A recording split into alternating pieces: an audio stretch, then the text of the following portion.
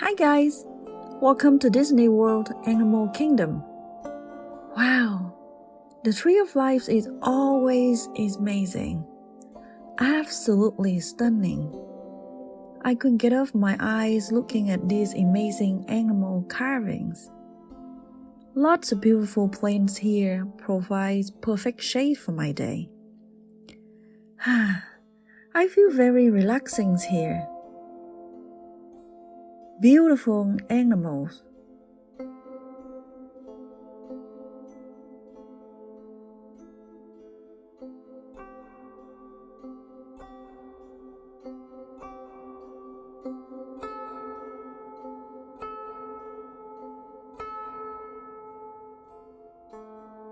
Absolutely unique okapi that I have never seen in the zoo.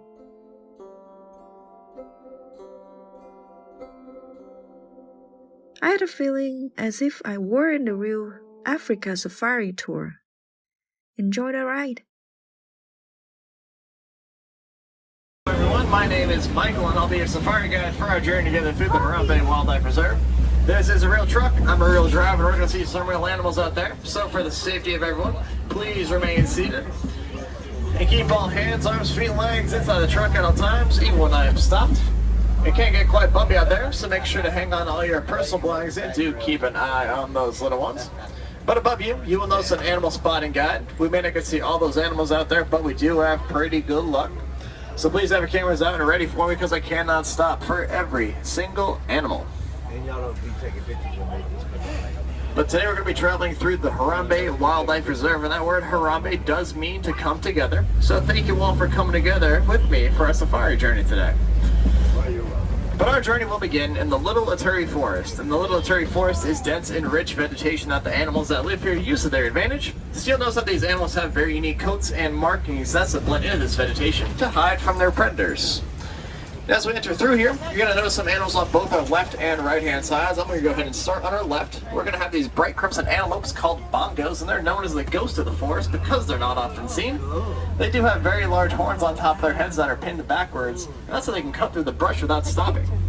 Those tan antelopes are greater kudu. They are all females. You can tell because they don't have horns. They stand at 55 inches tall from hoof to shoulder. On the right hand side, those animals with the zebra-like stripes are okapis. Even though the okapi has a stripe like a zebra, they're actually a member of the giraffe family, so like a giraffe, they do have very long prehensile tongues which allow them to reach up into trees and grab leaves. The okapi's tongue is roughly 12 inches long, and it is so long that they can touch their own eyeball with it. And okapis will cover up their eyes with their tongues when they run through thorny and spiked vegetation. All of those animals do have very unique coats and markings, but they are very shy and they do love to stay hidden. Let's see what we can spot up here against the cave wall. I think I do see something. That's right, it's the black rhinoceros laying down. So fully grown, this black rhino is 3,000 pounds, so they can charge at a top speed of 35 miles per hour. The rhinos do have those large horns on top of their heads, and that horn is made out of the same material as our fingernails called keratin. So rhinos can shape, sharpen, and design their horn to anything they would like. All they have to do is go up to a hard surface to do so. And even though that black rhino weighs up to 3,000 pounds, they are the smaller of the two rhino species. And coming up on our left-hand side, you're going to spot these two black and white birds, and they're called saddle-billed storks. And when you'll see one, you'll see two, and that's because the male and female are mates for life. The females have bright yellow eyes, and the males have dark brown eyes, but they both stand at 5 feet tall, and they have a wingspan of 9 feet, which is the same size as the canopy on this truck.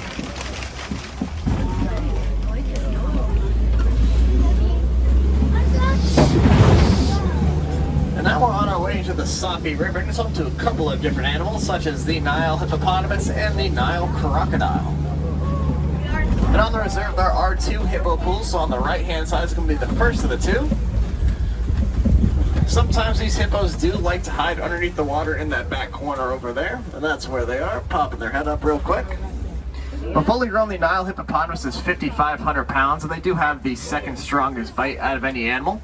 But despite having that strong bite, the hippo is a herbivore, and that means that they only eat plants. When the hippo does go fully underneath the water, they can hold their breath for up to 8 minutes at a time. But underneath there, they don't sink. Instead, they float. And there are some hippos floating here on our left-hand side. The hippos do start their lives quite large, as they have an average birth weight of 85 pounds. And they'll slowly make their way up to their full 5,500 pound size.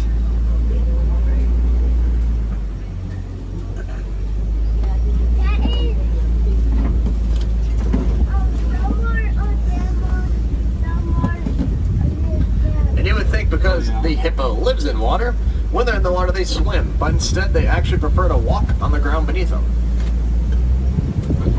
But I did mention those hippos have the second strongest bite out of any animal. The animal that we're about to see has the strongest bite, and they're going to be Nile crocodiles coming up on our left-hand side. They're going to be out on the bank over here. Fully grown, they are 16 feet long, weigh between 500 and 800 pounds each. And all it takes is one big chomp of their crocodile jaws to shatter the bones of their prey. But even though they have their bone-crushing bite, they can be gentle giants, as they can hold eggs in their mouths without breaking them.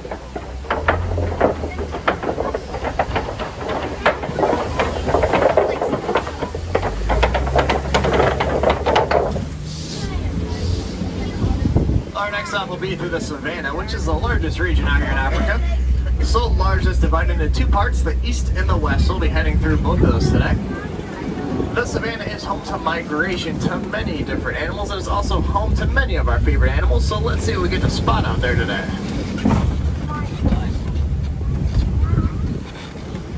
But before we head on in, we're going to spot this very large upside down looking tree on our right hand side, and it's called a baobab tree.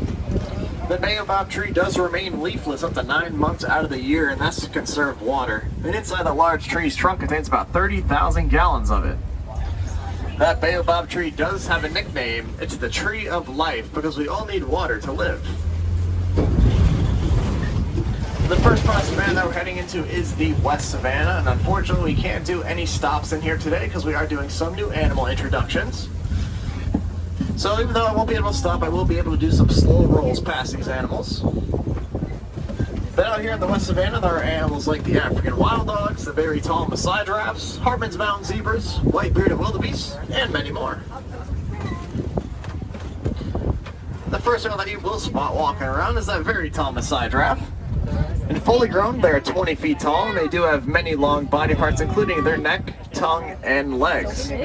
So a giraffe's neck is much longer than us humans, but we do share the same number of vertebrae, and that number is 7.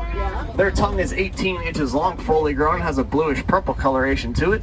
And a giraffe's long legs allow them to travel at a top speed of 35 miles per hour short distances and 10 miles per hour over longer ones. Now let's see what we can spot over here on our left-hand side. They are the African wild dogs, also known as the painted dog, because that very unique coat that they have. But these dogs are very successful hunters with a 94% success rate, and that's due to their loyalty to one another. So before those dogs start their day, they greet each member of their pack, and when they return from their hunt, they feed the elderly, the sick, and the young first before they feed themselves. If you keep looking on our left-hand side here, you're going to spot the sable antelope, and they do have very large horns. Those horns are painted backwards. That's to deter predators from jumping onto their backs. The sable antelope is actually the emblem animal of the Harambe Wildlife Reserve.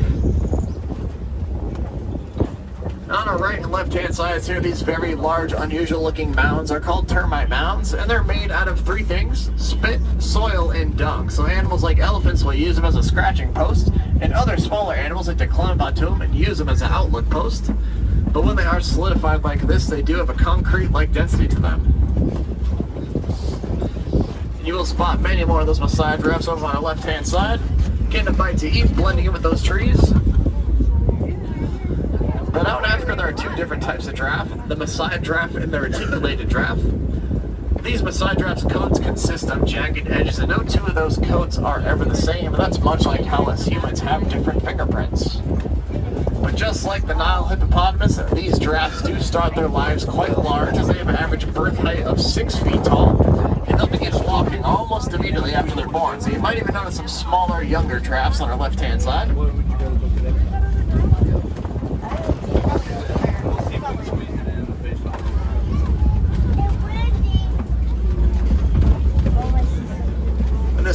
giraffe, he's not even a year old yet. He is around 11 months now. So he's not quite 20 feet tall yet, but he's getting there.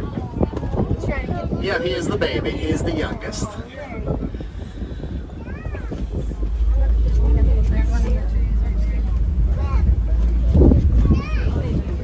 And spread across the savannah on the right-hand side here, you're going to have that antelope with the large horns, and that is a Patterson's eland. They stand at 6 feet tall from hook to shoulder.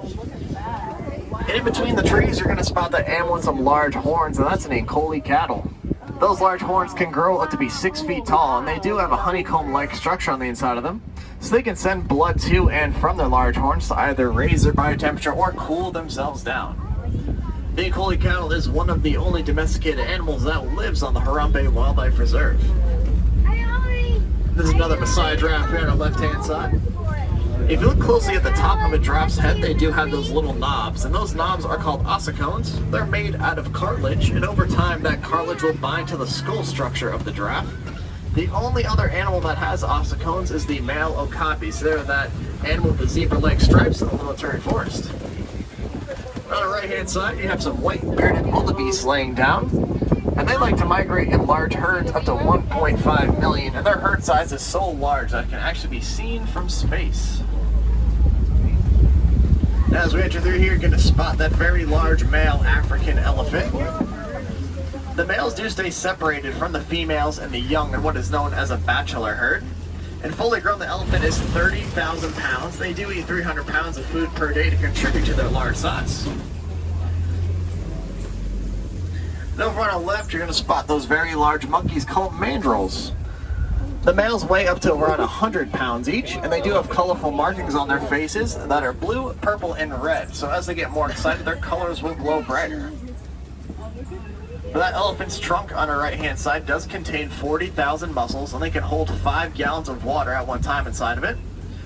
That trunk alone has more muscles than us humans do in our entire body.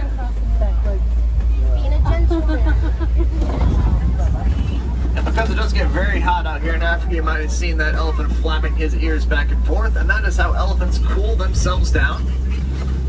So they can flap their large ears to create natural air conditioning for themselves, and they can reduce their body temperature up to 15 degrees.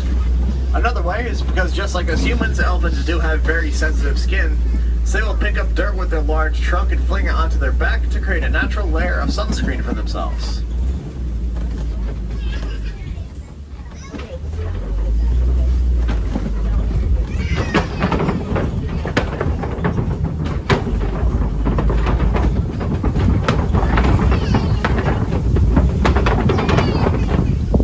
Next they're going to travel through is called the red clay pits, and just like how we saw that elephant, you might notice some tusk marks in here. That's because just like you and I take our vitamins every day, the elephants love to eat this red clay because it's packed with minerals. So if you look on your right hand side, you're going to spot some of those elephant tusk marks, and if you look down on the ground on your left hand side, you're going to spot some elephant footprints. And if you look up from the ground on your left, you're going to spot the females as well as the younger elephants. It does take an elephant about 15 years to grow up to their full 30,000 pound size. The males are very matriarchal animals, and the females are very patriarchal animals. So that's why they stay separated from one another. And you might think because the elephant is a very large animal weighing up to that 30,000 pounds, that they are not afraid of much. But elephants are afraid of bumblebees. They don't like the sound that bees make, and they do interfere with their communication with one another.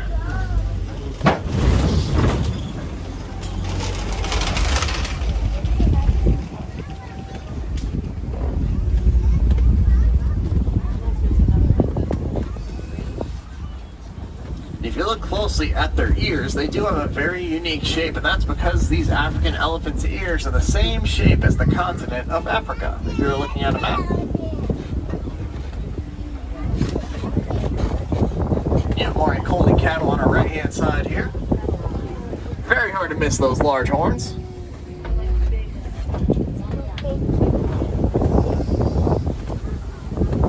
Some more of those baobab trees as well, the trees of life.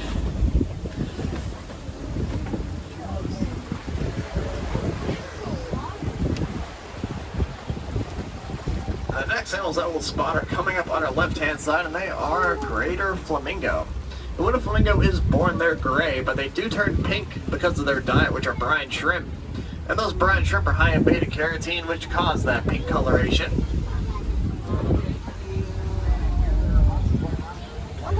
And as I swing around here, if you look closely at this island, it's the same shape as a Mickey head, because this island is a hidden Mickey. So you can see those two Mickey ears at the top of that island there. Look at the baby nose. The flamingos do like to stand on one leg, and that's on purpose. When the water gets too cold, they'll tuck the other leg up underneath their feathers, and that's so they can keep it warm.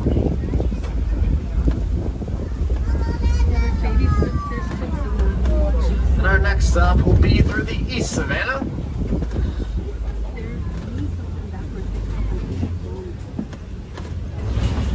And that's good news for us because now we can resume those show stops.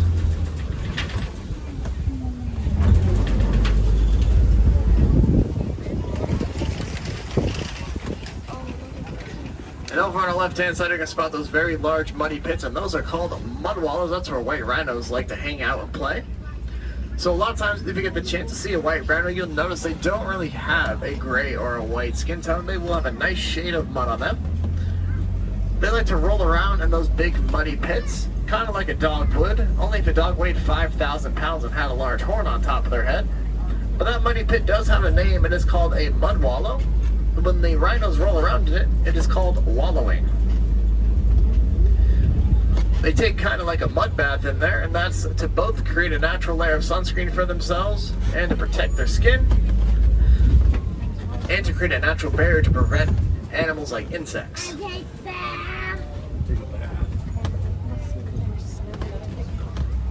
But over on our left-hand side, let's keep our eyes peeled for the cheetah.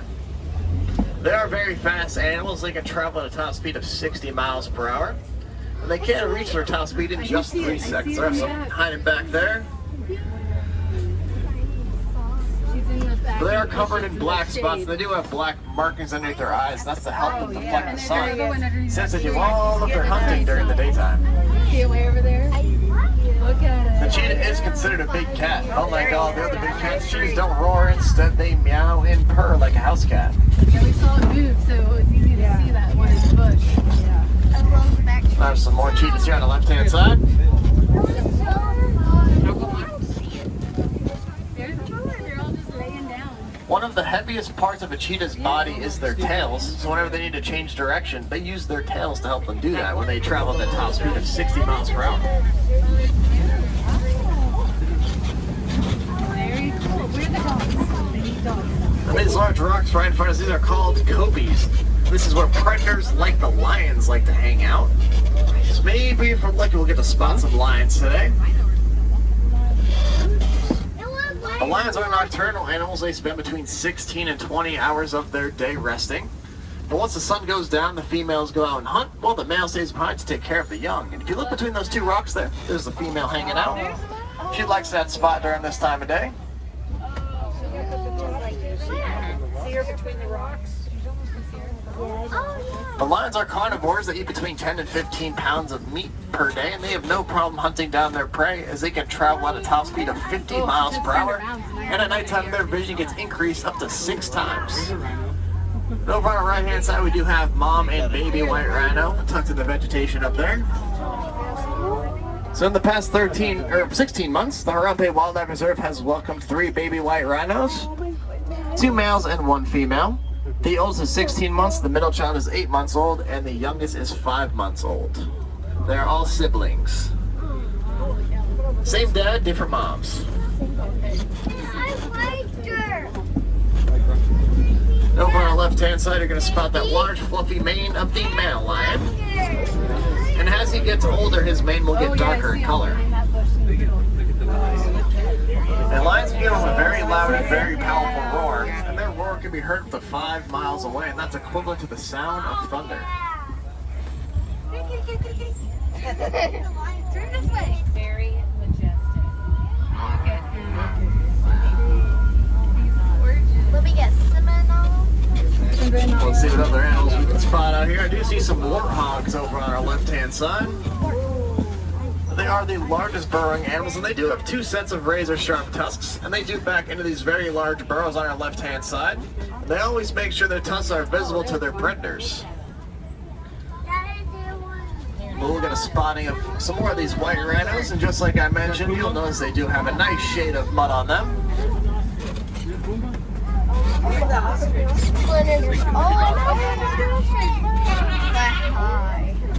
a little ostrich there on the left-hand side. Getting a bite to eat there.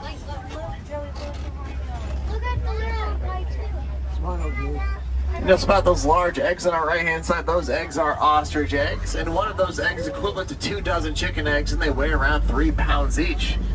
And the animal that it comes from is on our left-hand side here.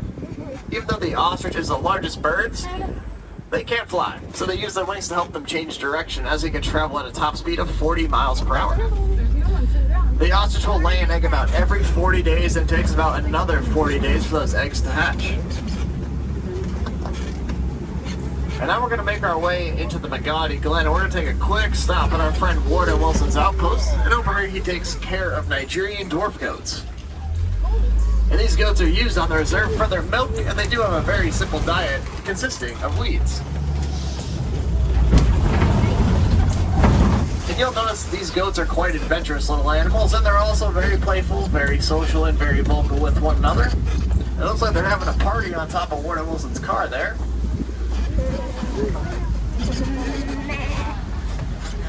They're being And bad. they get to hang out all day long, and then once the sun starts to set, they head off to pasture where they do their part to provide for the reserve. They're being bad. Sitting on it.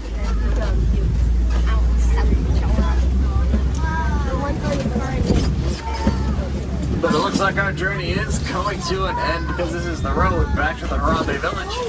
Even though we will be going our separate ways, we can all come together and do our part to help the animals that we just saw. The one way we can do that is by donating to the Disney Conservation Fund. The Dino Land is great for kids, such as digging fossil bones and the spinning rides. Let's give golden buzzers for the birds. They sing the whole song perfectly. This is Molly. Molly? What's your name? Emma. Okay. What do you girls want to do? It's totally up to you.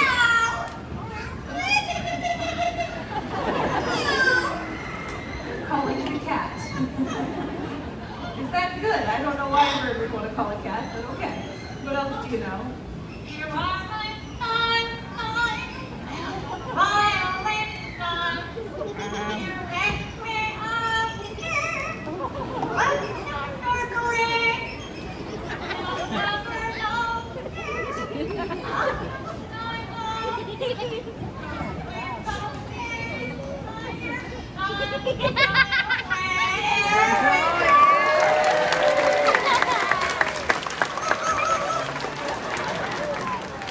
That's Molly cheering with all of you at the end. That was really cute. I know, it's amazing. She can sing that whole song. Molly knows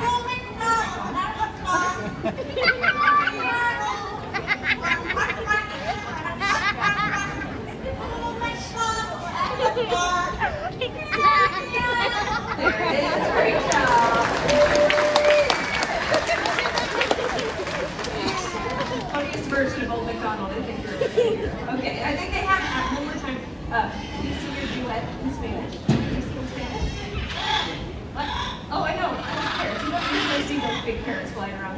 These little birds, even though they see birds all day long, they're usually out here only by themselves. So now they're going to stare at this parrot like, you're upstaging me. What's happening? It's okay. You're fine. Can you sing in Spanish?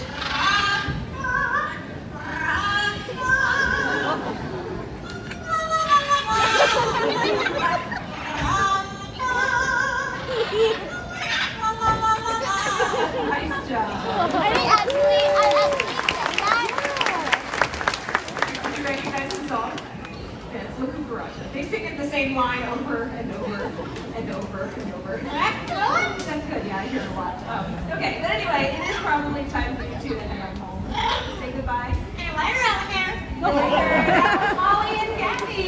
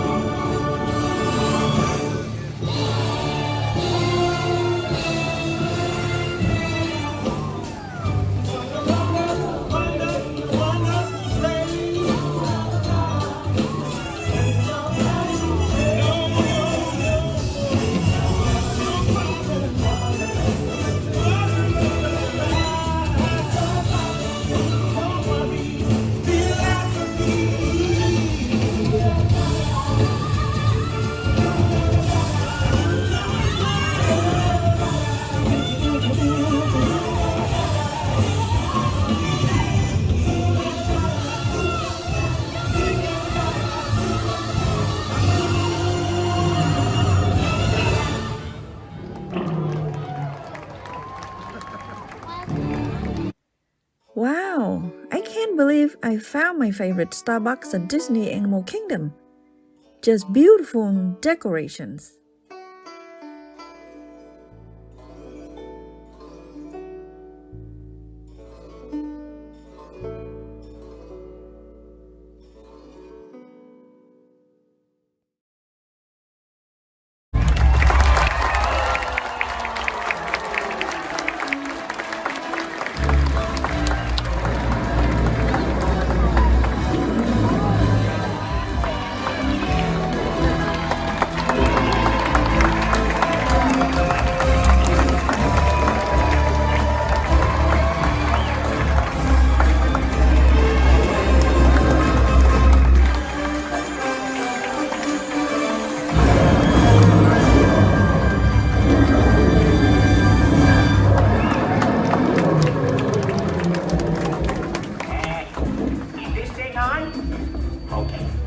Hello there, this is Timon.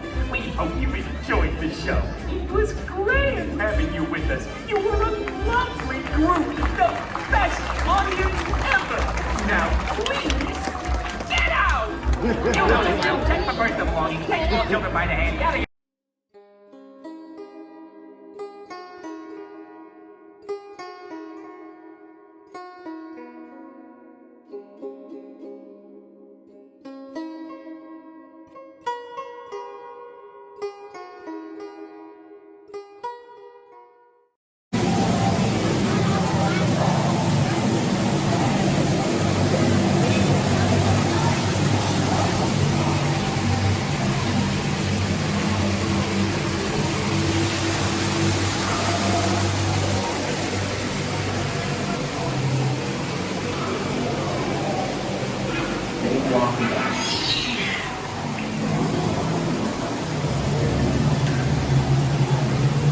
Sunday in the South.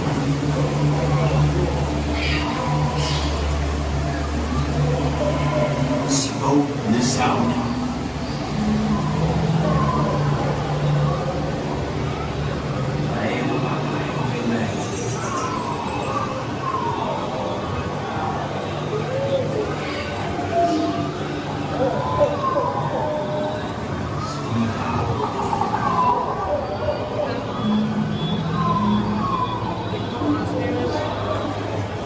Just pretend, okay? No animals out there.